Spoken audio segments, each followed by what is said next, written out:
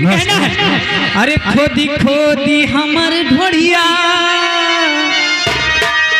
करिया करिया अरे खोदी खोदी हमर ढोड़िया अरे वो होई नार कइले बा अरे हम ना छिनार रहनी अरे हम ना छिनार हे देवरे छिनार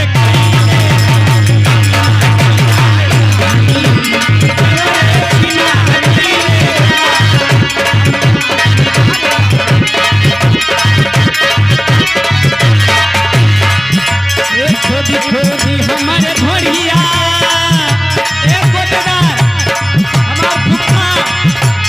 खोदी खोदी हमारे घोड़िया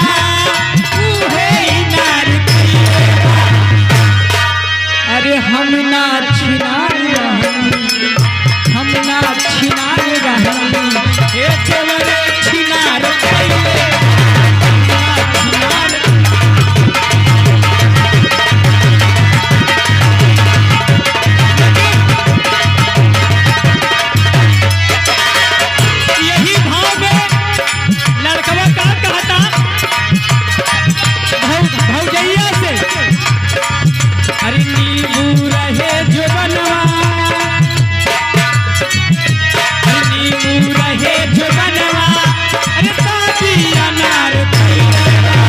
अरे हम ना छिनार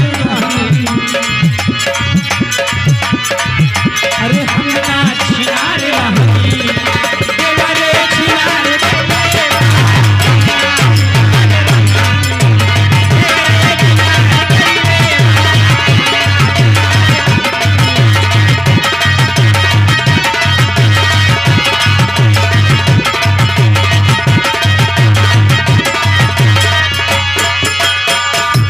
लेकिन आगे एक अंतर और बात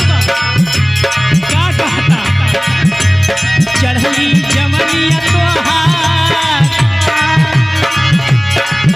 अरे चढ़ली जमनिया तोहार हमके बीमार कइले अरे हम ना पागल रहनी अरे हम ना पागल रहनी जमनिया बीमार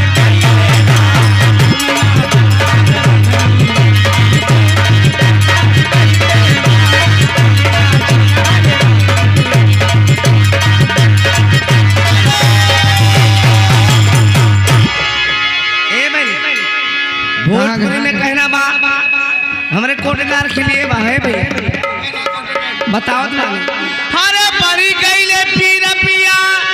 हरे साथी कहतानी कैसे होली राम निवास हरे परी गईले पीर पिया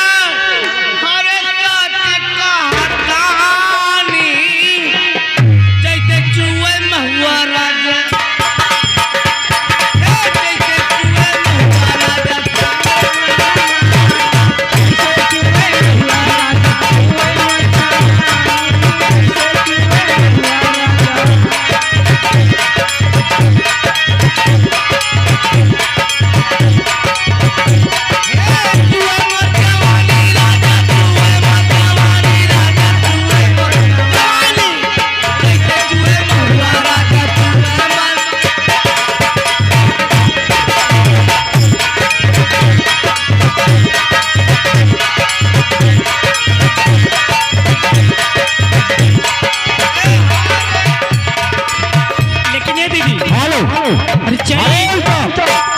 इसी बीच में आ गए हमारे माननीय जग्गा वर्मा ऐनक वाले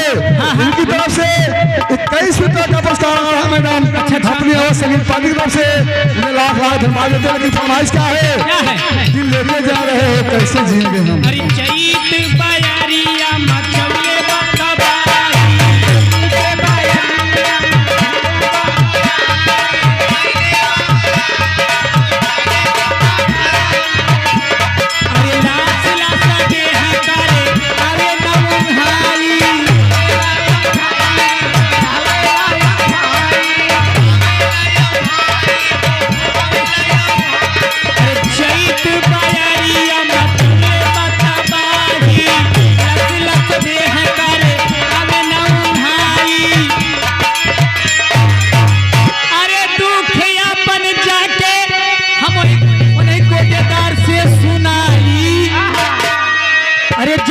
चुए